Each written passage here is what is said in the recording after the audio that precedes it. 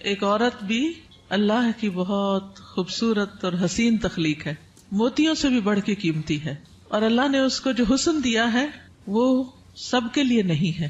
ہمارا حسن سب کے لیے نہیں ہے، ہر ایک کے لیے نہیں ہے. اللہ نے ہمیں جس کے لیے پیدا کیا ہے، جس کے لیے بنایا ہے، یہ اسی کا حق ہے. آپ دیکھیے کہ بچپن سے ہی ایک چھوٹی سی بچی کو بھی جو شوق ہوتا ہے وہ کس چیز کا ہوتا ہے؟ سجنے، بننے، سنورنے کا. چھوٹے چھوٹے بچے ماؤں کی لپسٹکس کا کیا حال کرتے ہیں، صرف اپنے اوپر نہیں لگاتے، دیواروں پہ بھی لگا دیتے ہیں. اور اسی طرح قرآن مجید میں بھی آتا ہے افمن ينشأ فی الحلیۃ، کیا وہ جو زیورات میں پالی جاتی. تو سجنا، بننا، اچھا کپڑا، اچھا لباس، اچھا زیور، یہ عورت کی کمزوری ہوتی. ہر عورت کو کسی نہ کسی درجے میں تھوڑا یا زیادہ پسند ہوتا ہے. اگر روزانہ اپنی زیب و زینت کا اہتمام نہ کرے تو خاص خاص مواقع پر ضرور کرتی.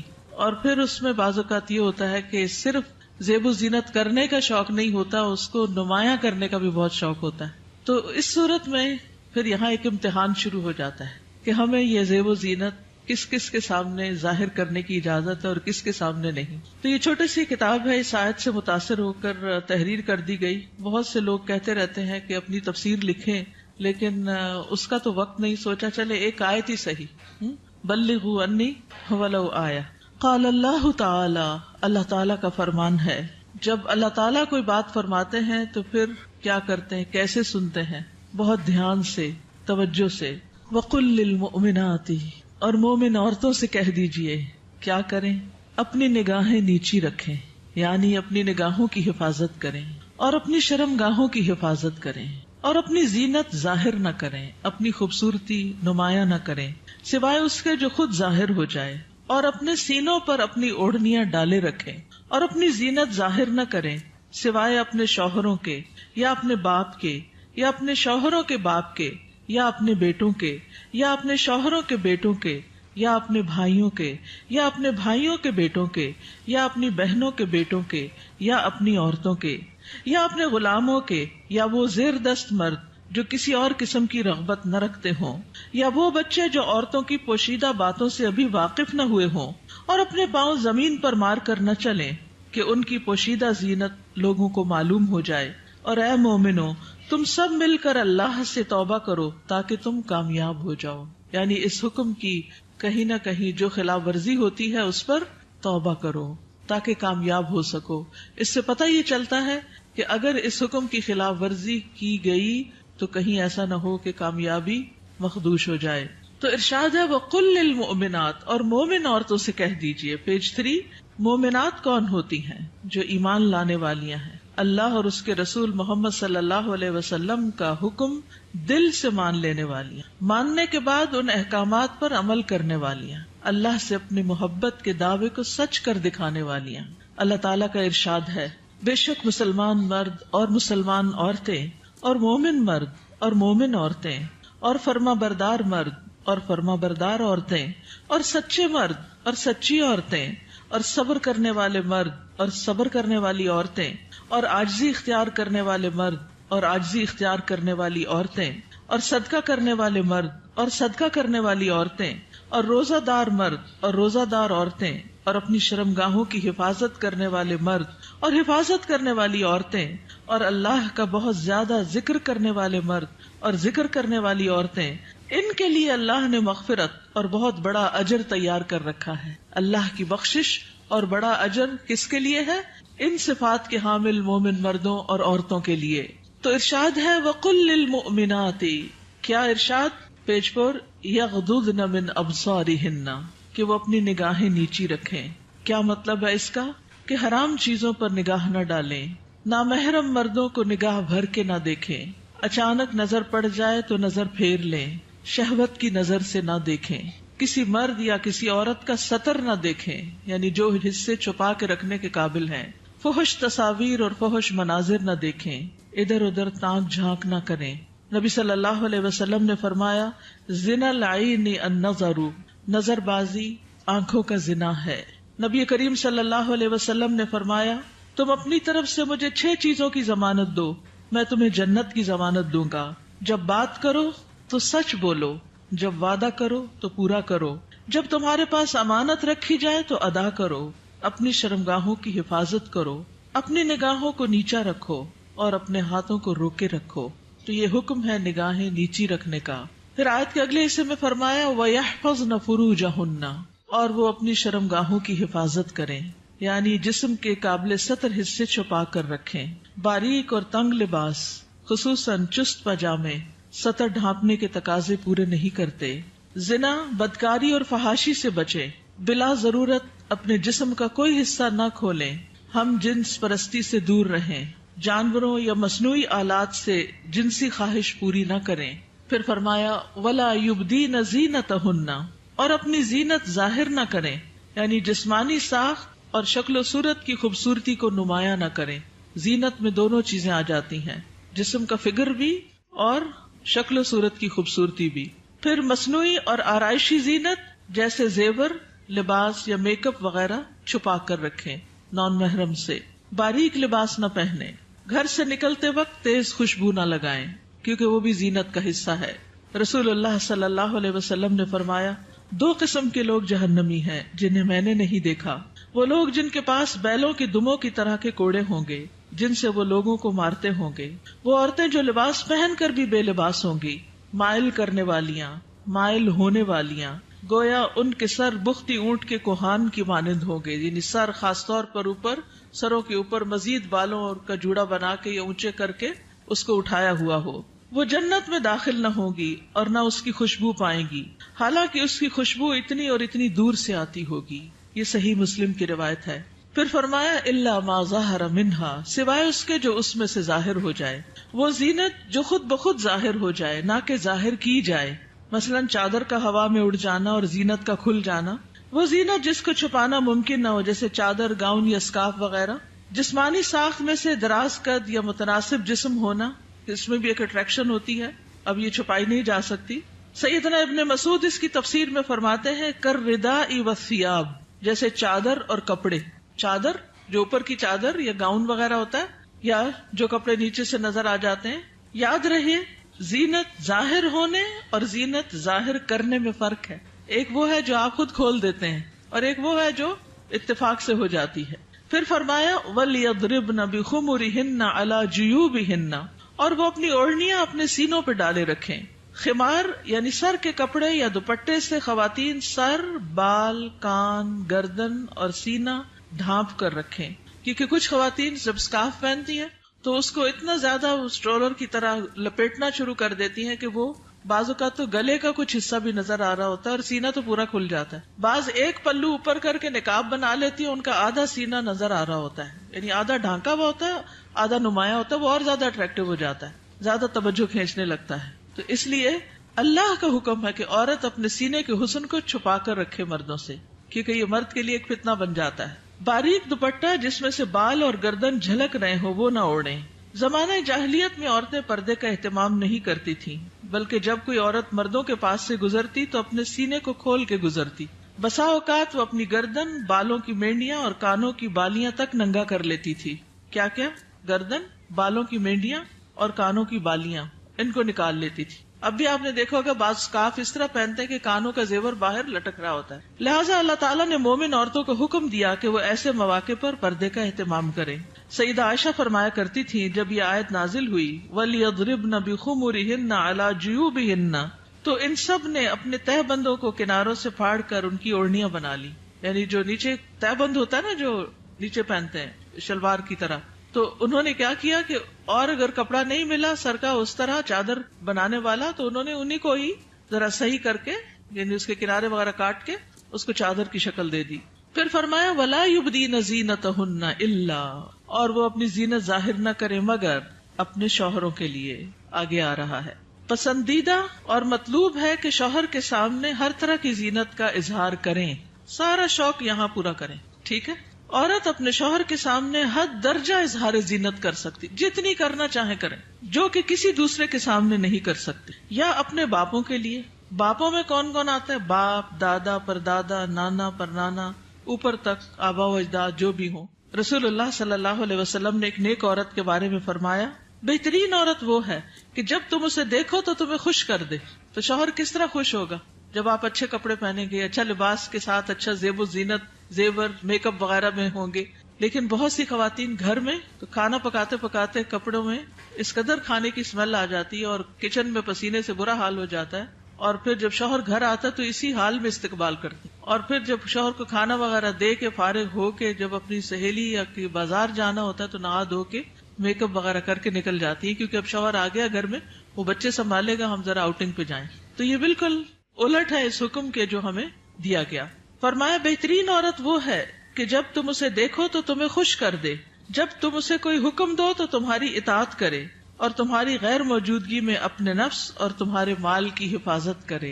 یا اپنے شوہروں کے باپ کے لیے، شوہر کا باپ جیسے سسر، شوہر کا نانا، شوہر کا دادا، شوہر کا پرنانا، شوہر کا پردادا، اوپر تک آباء و اجداد۔ یا اپنے بیٹوں کے لیے، بیٹوں میں بیٹے، پوتے، پڑپوتے، نواسے، پڑنواسے، نیچے تک سب آ جاتے ہیں۔ یا اپنے شوہروں کے بیٹوں کے لیے، شوہر کے پوتے، شوہر کے نواسے، نیچے تک، یعنی ستیلے بیٹے بھی، اس میں شوہر کے بیٹے اور ان کے آگے بچوں کے بچے بھی سب آ جاتے ہیں۔ یا اپنے بھائیوں کے لیے، سگے بھائی، ستیلے بھائی، رضائی بھائی، تینوں اس میں شامل ہیں۔ یا اپنے بھائیوں کے بیٹوں کے لیے، سگے بھائیوں کی اولاد، ستیلے بھائیوں کی اولاد، رضائی بھائیوں کی اولاد، یعنی بھتیجے، بھتیجوں کے بیٹے، پوتے وغیرہ۔ یا اپنی بہنوں کے بیٹوں کے لیے، سگی بہنوں کی اولاد، ستیلی بہنوں کی اولاد، رضائی بہنوں کی اولاد، یعنی بھانجے، بھانجوں کے بیٹے، پوتے وغیرہ۔ یا اپنی عورتوں کے لیے، قابل اعتماد اور باکردار عورتیں۔ نبی کریم صلی اللہ علیہ وسلم نے فرمایا، لا تباشر المرأة المرأة، پہلی طاقت پیش ہے، ٹھیک کر لیجئے، لا تباشر المرأة المرأة فتنعتها لزوجها كأنه ينظر إليها، کوئی عورت کسی عورت کے جسم کے ساتھ جسم نہ لگائے۔ بعض اوقات لوگ حق کر رہی ہوتی ہیں لڑکیاں ایک دوسرے کو، تو اتنا زیادہ چپک جاتی ہیں ایک دوسرے سے، یہ بھی درست نہیں۔ اور پھر اس طرح بھی کہ وہ اپنے شوہر سے اس کا حلیہ بیان کرے، یعنی جس طرح وہ فیل کرے اس عورت کو، پھر گھر جا کے اپنے میاں کو اس کی ساری تعریف کر کے بتائے کہ گویا وہ اسے دیکھ رہا ہے۔ یا تمہارے دائیں ہاتھ جن کے مالک ہوئے، لونڈیاں اور غلام مراد ہیں یہاں، لیکن جو گھریلو ملازمین ہیں یہ لونڈی غلام میں شامل نہیں ہوتے، ان سے احتیاط برتنی چاہیے۔ گھریلو مرد ملازمین کے ساتھ گفتگو میں محتاط رویہ اختیار کرے، جیسے ڈرائیور ہو، چوکیدار ہو، ان کے ساتھ بہت ہنس ہنس کے بات کرنے کی ضرورت نہیں۔ مذکورہ والا تمام رشتوں کے سامنے زینت کا اظہار کرتے ہوئے ان کے مقام اور احترام کو پیش رکھیں۔ جوان بچوں کے سامنے سینہ اور گریبان کھولنے میں احتیاط برتیں، یعنی ان میں سے جو بھائی جوان ہیں یا بیٹے جوان ہیں یا پوتے وغیرہ، تو ان کے سامنے اپنے سینے کو بہت نمایاں نہ کریں، اور اسی طرح اپنے سطر کو چھپا کر رکھیں۔ سیدنا انس بیان کرتے ہیں کہ نبی کریم صلی اللہ علیہ وسلم فاطمہ رضی اللہ تعالی عنہا کے لیے ایک غلام لائے جو آپ نے ان کو ہبہ کر دیا۔ انس رضی اللہ عنہ نے کہا کہ فاطمہ پر اس وقت ایسا کپڑا تھا جب وہ اسے اپنے سر پر اوڑھتی تو ان کے پاؤں تک نہ پہنچتا، جب وہ اسے اپنے پاؤں چھپاتی تو سر پر نہ رہتا۔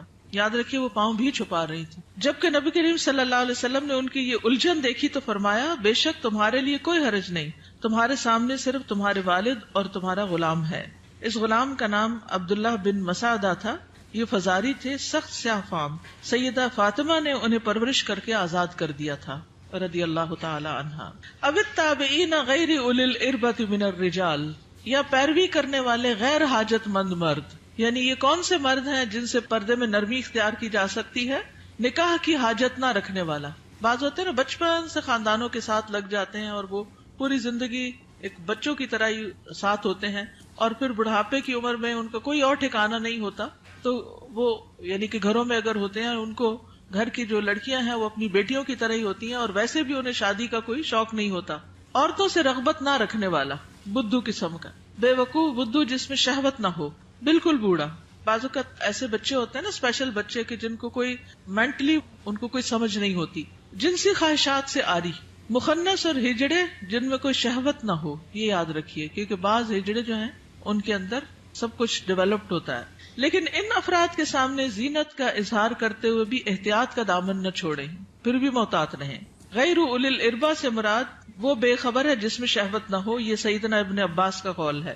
اب الطفل الذین لم یظہروا علی عورات النساء، یا وہ بچے جو عورتوں کی چھپی ہوئی باتوں سے ابھی واقف نہیں ہوئے۔ نابالغ بچے جن کا جنسی شعور بیدار نہ ہوا ہو، جو کم عمری کی وجہ سے عورتوں کے حالات اور مخصوص اوصاف سے واقف نہ ہو، جن کو کوئی سمجھ نہ ہو پیریڈز کیا ہوتے ہیں، اور یعنی ابھی ان کی عورتوں سے متعلق جو خاص باتیں ہیں ان کو سمجھ نہ ہو۔ ابن کثیر کہتے ہیں جب بچہ بالغ ہو یا بلوغت کے قریب ہو اور ان چیزوں کو جانتا پہچانتا ہو، بدصورت اور خوبصورت عورت میں تمیز کر سکتا ہو، یعنی جس دن بچہ یہ کہ نا ماما وہ بہت خوبصورت ہے تو اسے عورتوں کے پاس نہ آنے دیا جائے. یہ ابن کثیر کی تفسیر ہے. کسی خاص عمر کی یہاں قید نہیں، بچے کی سمجھ کے مطابق احتیاط سے کام لیتے ہوئے زینت کا اظہار کرے. لیکن افسوس ہوتا ہے ان خواتین پر جو اچھے بھلے جوان لڑکوں کو گلے لگا لیتی ہیں یا ان کے سر پہ ہاتھ پھیرنے لگتی ہیں یا ہاتھ ملانا شروع کر دیتی ہیں. یہ بھی اس حکم کے منافی ہے، چاہے بچپن سے اس بچے کو آپ نے پالا ہی کیوں نہ ہو. وَلَا يَضْرِبْنَ بِأَرْجُلِهِنَّ لِيُعْلَمَ مَا يُخْفِينَ مِنْ زِينَتِهِنَّ، اور وہ اپنے پاؤں مارتی ہوئی نہ چلیں کہ جو وہ اپنی زینت میں سے چھپاتی ہیں اس کو جان لیا جائے. یعنی مردوں کو متوجہ کرنے والی چال نہ چلے، یعنی چلتے ہوئے بھی ایک وقار کا خیال رکھیں. جھنکار والی پازیب نہ پہنے، یعنی پاؤں کا زیور ایسا کہ جو چن چن کرے اور بازار میں دوسروں کو متوجہ کرے وہ نہیں پہنے. باہر گھر میں پہن سکتے ہیں. آواز پیدا کرنے والا جوتا استعمال نہ کرے، یعنی جیسے بہت ہائی ہیل پہن کے پھر وہ ٹک ٹک ٹک سے سب متوجہ ہو جاتے ہیں، اس سے بھی بچیں. تیز خوشبو استعمال نہ کریں. ابن کثیر کہتے ہیں اس ممانعت میں ہر وہ چھپی ہوئی زینت داخل ہے جو حرکت کرنے سے ظاہر ہو جائے. اسی ضمن میں عورت کو خوشبو لگا کر باہر نکلنے سے بھی منع کیا گیا ہے کہ لوگ اس کی خوشبو محسوس کریں. زمانہ جاہلیت میں رواج تھا کہ عورت جب راستے میں چلتی اور اس نے پاؤں میں پازیب پہنی ہوتی جس کی آواز سنائی نہ دیتی تو وہ اپنے پاؤں زمین پر اس طرح مارتی جس سے مردوں کو پازیب کی جھنکار سنائی دیتی. تو اللہ تعالیٰ نے مومن عورتوں کو ایسا کرنے سے منع کر دیا. نبی کریم صلی اللہ علیہ وسلم نے فرمایا ہر آنکھ زنا کرتی ہے، اور عورت جب خوشبو لگا کر کسی مجلس سے گزرتی ہے تو وہ ایسی اور ایسی ہے، یعنی زانیہ ہے. تو اس لیے خوشبو کے معاملے میں بھی احتیاط برتیں. ایسی خوشبو نہ لگائیں کہ جو پھیل رہی ہو، خصوصاً اگر آپ بازار سے ہو کر گزر رہے ہیں یا مردوں کے ساتھ آپ کا کسی بھی طرح کا کوئی انٹریکشن ہے یا گھر میں کوئی ایسا رشتہ دار ہے کہ جو محرم نہیں ہے. وَتُوبُوا إِلَى اللَّهِ جَمِيعًا أَيُّهَا الْمُؤْمِنُونَ لَعَلَّكُمْ تُفْلِحُونَ، اور اے مومنو سب کے سب اللہ کی طرف توبہ کرو تاکہ تم فلاح پاؤ.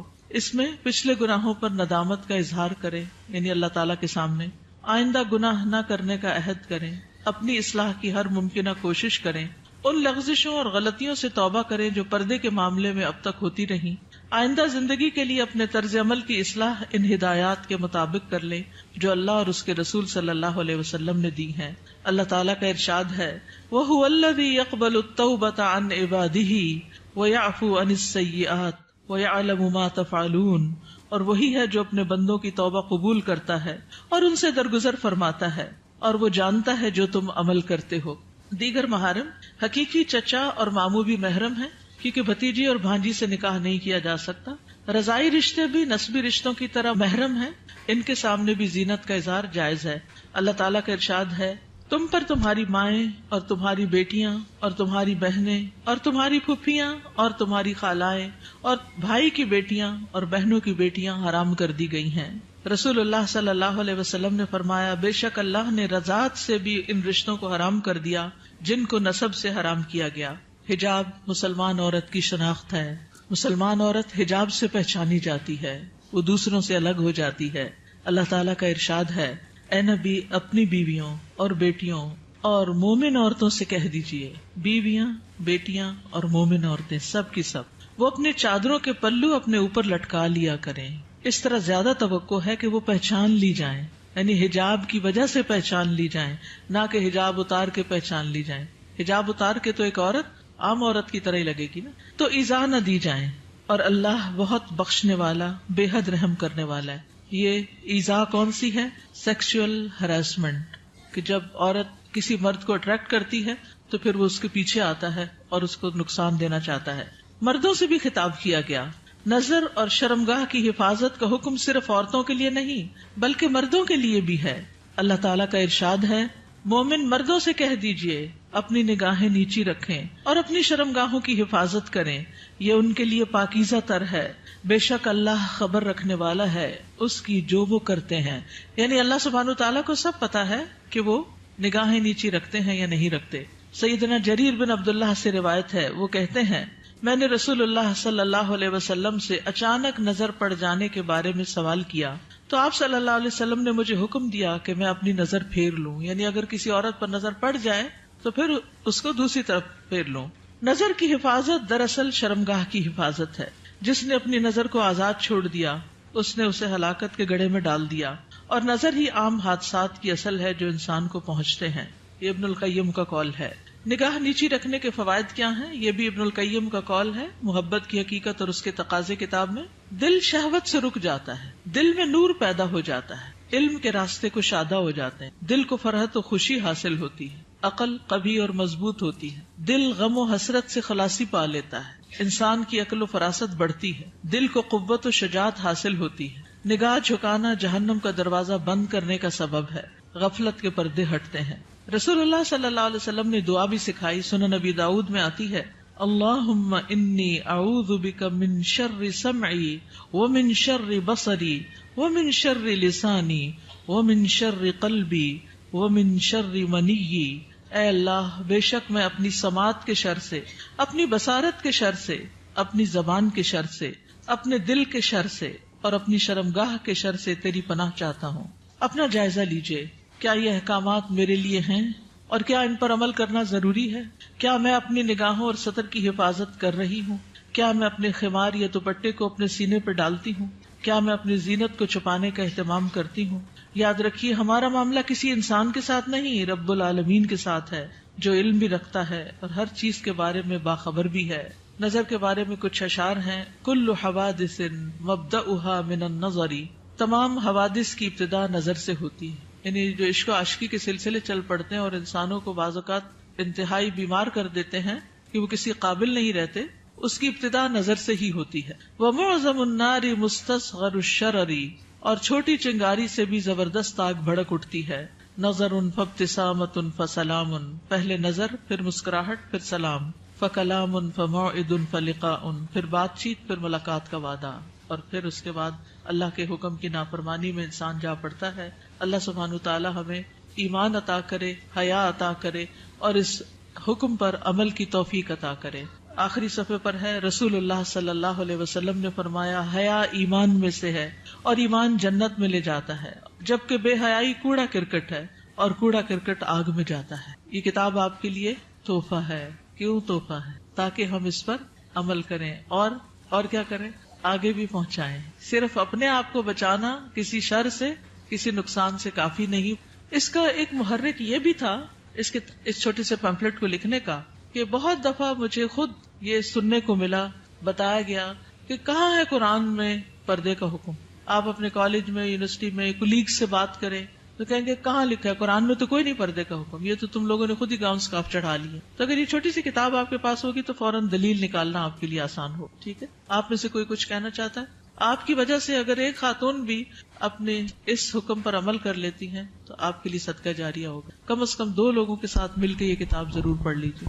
استاذہ، ایک بات دل میں آ رہی تھی، ایک پیج نمبر اس پہ ہے نا کہ نگاہ نیچی رکھنے کے فوائد. تو جیسے اس میں سارے فوائد لکھے ہوئے ہیں کہ دل میں نور ہوتا ہے اور علم کے راستے کشادہ ہو جاتے ہیں، غم سے چھٹکارا مل جاتا ہے، عقل قوی ہوتی ہے، غفلت کے پردے ہٹتے ہیں، جہنم سے انسان بچ جاتا ہے. تو دیکھیں، ایک راستہ کھول کے نا نظر کو بہکانے والا شیطان نے ہمارے لیے کتنے راستے بند کر، تو اس پہلا جو راستہ ہے اس کو وہیں اگر ہم بند کر دیں نا تو ہم پھر آگے انشاءاللہ یہ سارے راستے خود بخود کھل جائیں. بالکل.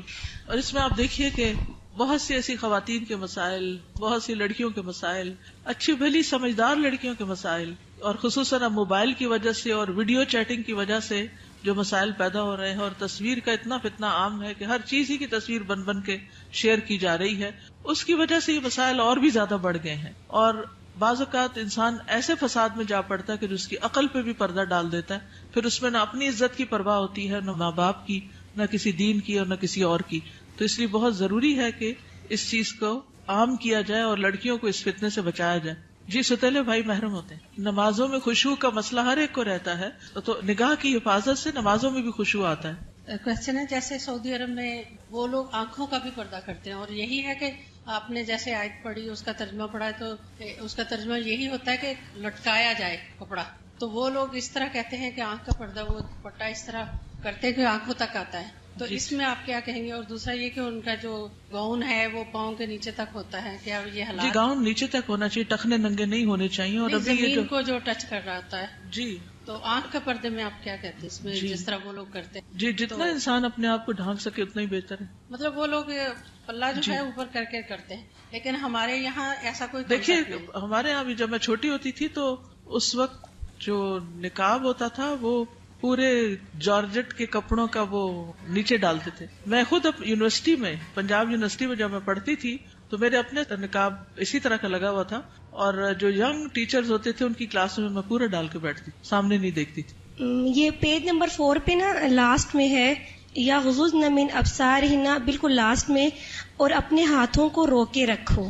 یہ مجھے تھوڑا سا، یعنی یہ حدیث ہے نا جس میں بہت سی چیزوں کے روکنے کی بات ہے. مسلمان وہ ہوتا ہے نا جس کے ہاتھ اور زبان سے دوسرے محفوظ رہیں. ہاتھوں کو روکے رکھو شر سے، کسی کو تکلیف دینے سے. خاص طور پر عورتوں کو سوچنا چاہیے اس موقع پر. چلے آپ نے ہاتھ کا ذکر کر ہی دیا، وہ مائیں اللہ کو کیا حساب دیں گی جو بات بے بات پر اور شوہر سے بھی ناراضگی اور کسی اور کے ساتھ بھی جو انبن ساس کا بھی غصہ سارا بچوں پہ نکالتی، بات بات پہ بچوں کی پٹائی کرتی.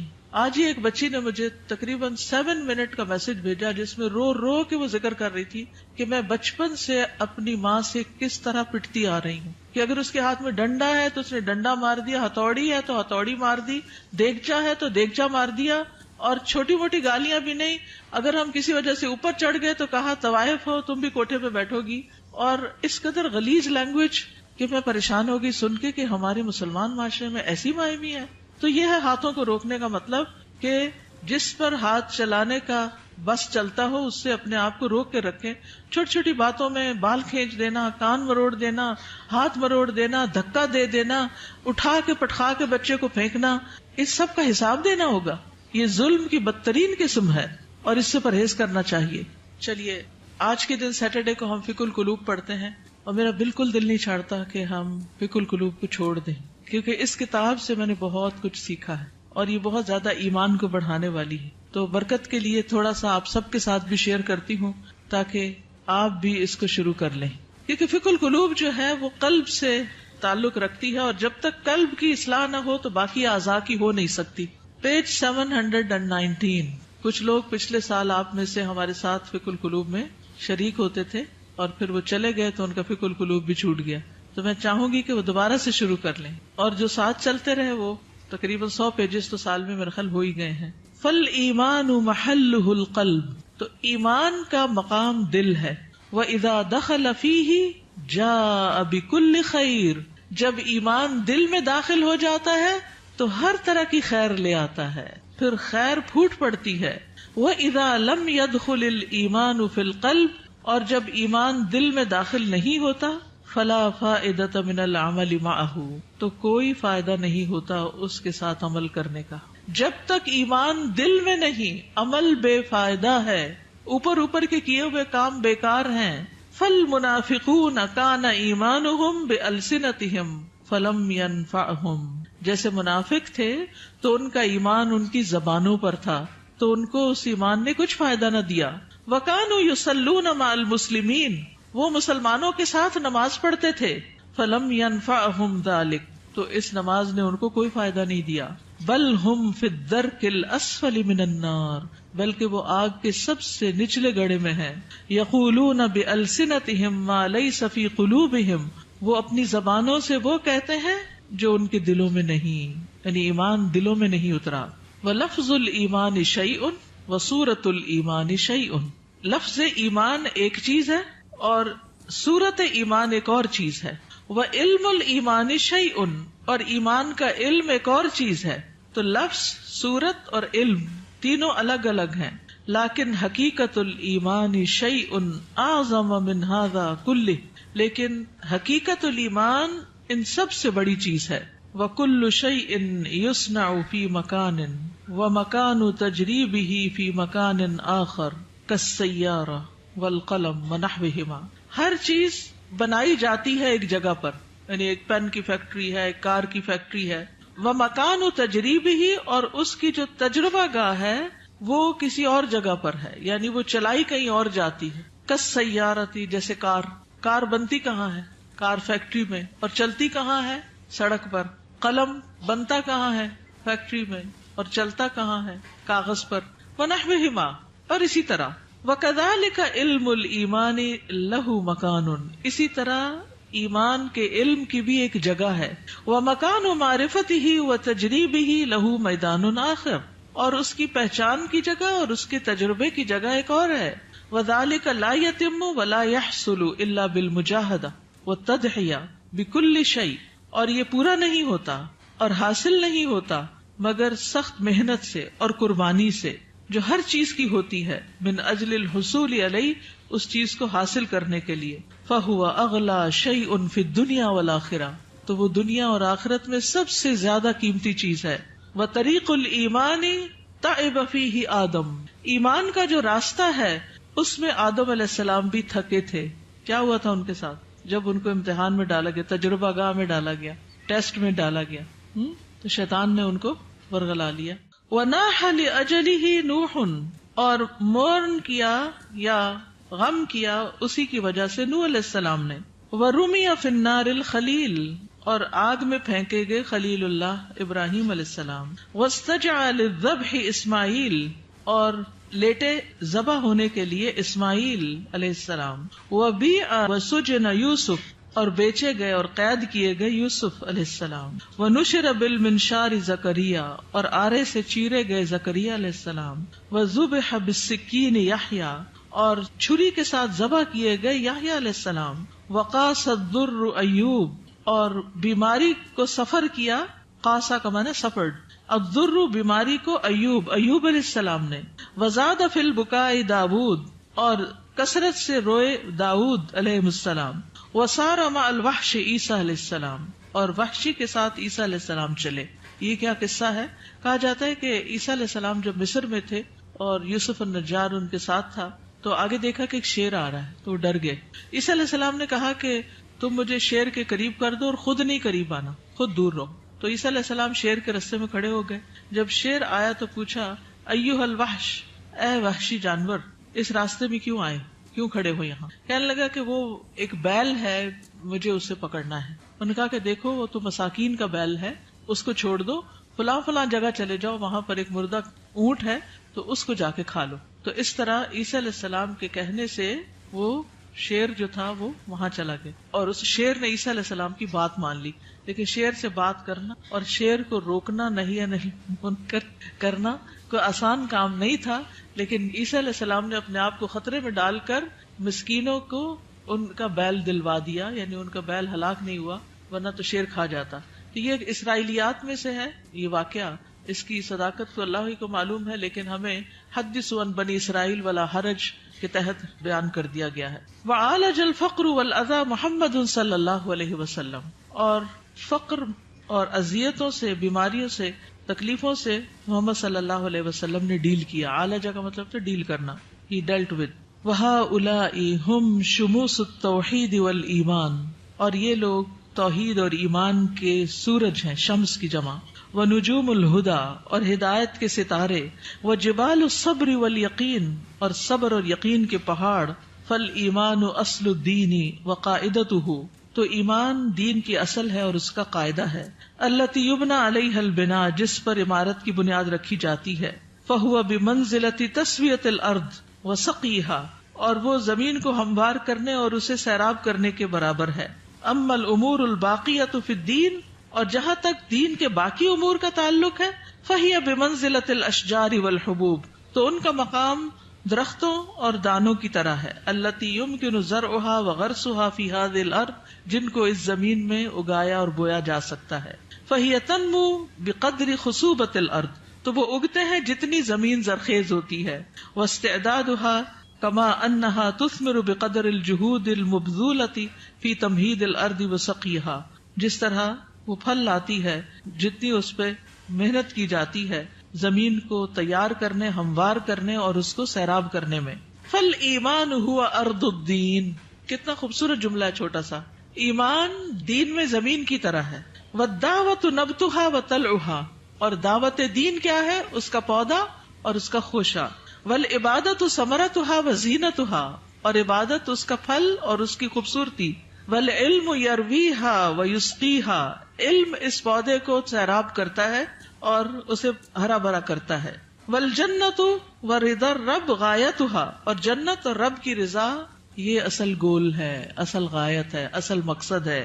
ولا يمكن ان نحصل على حقیقت الایمان الا اذا تیقنا ان جمیع المخلوقات فی السماوات والارض قویھا وضعیفھا کالحیۃ المیتۃ.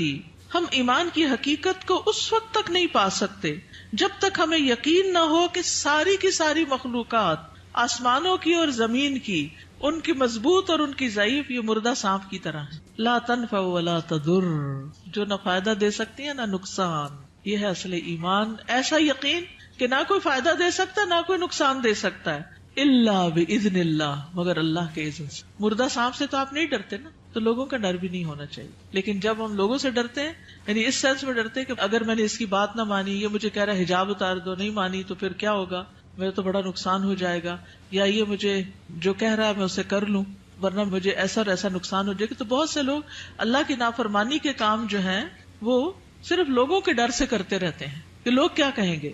تو یاد رکھیے ساری مخلوقات مردہ سانپ کی طرح. یہ جملہ یاد رہے گا. جب یہ یاد رہے گا نا تو پھر اللہ کا حکم ماننا مشکل نہیں رہے گا. ولا تعطی ولا تمنع الا بامر اللہ، نہ یہ دیتی ہیں نہ روکتی ہیں مگر اللہ کے حکم سے. وان کل شیء بید اللہ، اور یہ کہ ہر چیز اللہ کے ہاتھ میں ہے. وان ما سوى اللہ لیس بیدہ شیء، اور اللہ کے علاوہ جو بھی ہے اس کے ہاتھ میں کچھ نہیں. کما قال سبحانہ، جیسا کہ اللہ تعالیٰ کا فرمان ہے، الا لہ الخلق والامر تبارک اللہ رب العالمین. خبردار اللہ ہی کی ہے مخلوق اور حکم بھی اللہ ہی کا ہے، بہت بابرکت ہے اللہ جو رب ہے سارے جہانوں کا. میں یہ ضرور چاہوں گی کہ آپ اس کتاب کو پڑھیں.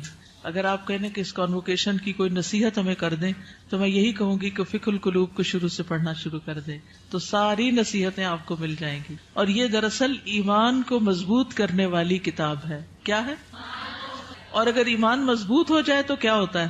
عمل آسان ہو جاتا ہے، انسان مضبوط ہو جاتا ہے. اور اس میں آپ دیکھیے یہاں پر اگلی جو بات ہے بڑی دلچسپ ہے. وہ کہتے ہیں کہ ایمان کی جو قوت ہے نا وہ دل میں ظاہر ہوتی ہے جیسے ایک بندوق کی گولی ہوتی. تو جب وہ اپنی اصل جگہ پر آ جاتی ہے تو پھر اس سے بہت کچھ ہوتا ہے. اور اگر وہ اپنی اصل جگہ پر نہیں تو کچھ بھی نہیں ہوتا، وہ کہیں بھی پڑی رہتی ہے، ایک سیسے کی گولی ہے بس. تو ایمان جب تک دل میں نہیں آتا، زبان پہ رہتا ہے تو فائدہ نہیں دیتا. تو ایمان کو لانا ہے دل میں، اور دل میں آئے گا علم کے ساتھ، اور علم کے لیے ضروری ہے فقہ القلوب. ٹھیک ہے، جزاکم اللہ خیرن. آخری اعلانات سن لیجئے. وائس کے لیے سمر کورس ہو رہا ہے، فلائر موجود ہے باہر ریسپشن پہ. 7 مئی سے 18 رمضان تک ہے. تعلیم القرآن فار بوائز کا بھی اشتہار آ گیا ہے، نیکسٹ ایئر کا ایڈمیشن شروع ہے. تدبر قرآن کا نیکسٹ کورس جس میں 30ویں پارے کی ترتیل، تجوید، حفظ، ترجمہ، تفسیر، تدبر، گرامر یہ سب شامل ہے. تو آپ کے لیے ابھی موقع ہے کہ آپ ایڈمیشن لے سکیں. اسی طرح یہاں پر تعلیم القرآن ڈپلوما کورس نیکسٹ سیشن مئی کا 1 مئی سے شروع ہو رہا ہے. جو ابھی تک داخلہ نہیں لے پائے، سوچ ہی رہے ہیں، وہ آگے بڑھیں. اسلامی تربیتی کورس، جی ہاں، رمضان کے ساتھ دورہ قرآن کے ساتھ انشاءاللہ 14 مئی سے شروع ہو رہا ہے، 14 مئی سے 26 رمضان تک. اور اس میں دورہ قرآن بھی یہاں ہوگا اور اس کے ساتھ ساتھ اسلامی تربیتی کورس جو ہر سال ہوتا ہے وہ بھی ہوگا. اور پی سی میں بھی انشاءاللہ دورہ قرآن ہوگا جس کے پیچھے پوری لسٹ ہے کہ کہاں کہاں پنڈی اور اسلام آباد میں دورہ قرآن ہو رہا ہے. تو یہ اشتہار اگر آپ کے پاس ہو تو آپ لوگوں کو دے کر دعوت دے سکتے ہیں کہ وہ ضرور شرکت کریں. سمر کورسز ہیں ہمارے بچے کا پروگرام جہاں پر ہوتا ہے اس میں الفاظ اکیڈمی میں بھی دورہ قرآن ہو رہا ہے. اور سمر کورس 2018 جیسا کہ آپ کو معلوم ہے کہ 19 فروری کو امی جان دنیا سے رخصت ہو گئی. انا للہ و انا الیہ راجعون. اللہ تعالیٰ ان کی بخشش فرمائے. آپ میں سے بہت سی بچیاں جو آج یہاں موجود ہیں وہ ان کو کسی نہ کسی طرح جانتی ہیں. وہ تقریباً ہر تعلیم القرآن میں ایڈمیشن لے لیتی تھیں، پھر ایک دفعہ تعلیم التجوید میں بھی لے لیا انہوں نے، پھر تدبر قرآن کو بھی اٹینڈ کرنا ایز اے لسنر شروع کر دیا. تو بہرحال وہ فوت ہوئی تو ان کی وفات کے موقع پر کچھ لوگوں نے اپنے تاثرات کا اظہار کیا اور پھر یہ خواہش ظاہر کی کہ نانی اماں کے اوپر ایک کتاب لکھی جائے. تو الحمدللہ کوثر فیض کو اللہ جزائے خیر دے، اس نے مختصر سے عرصے میں یہ کتاب لکھ لی اور الحمدللہ کتاب چھپ کر آ گئی ہے. تو جو گریجویٹس ہیں ان کے لیے یہ گفٹ ہے کتاب، جب آپ باہر نکلیں گے گریجویٹس. باقی جو اسٹوڈینٹس وغیرہ ہیں وہ اگر خود لے لیں تو بہت اچھا ہے. بہت انسپریشنل کتاب ہے. ان کی زندگی میں جو اعمال اور ان کے عادات اور انہوں نے جیسے ہم لوگوں کو پالا اس کی بہت سی کہانیاں ہیں. تو جن لوگوں کو کہانیاں پڑھنے وغیرہ کا شوق ہوتا ہے ان کے لیے ایک اچھی کتاب ہے. تو آپ اپنے لیے بھی اور دوسروں کے لیے بھی کتاب، اپنے لیے تو گفٹ ایک ہی لیں گے لیکن دوسروں کے لیے لینی ہو تو اسٹال پر اویلیبل ہے. جزاکم اللہ خیرا. سبحانک اللہم و بحمدک، اشہد ان لا الہ الا انت، استغفرک و اتوب الیک. السلام علیکم و رحمۃ اللہ وبرکاتہ.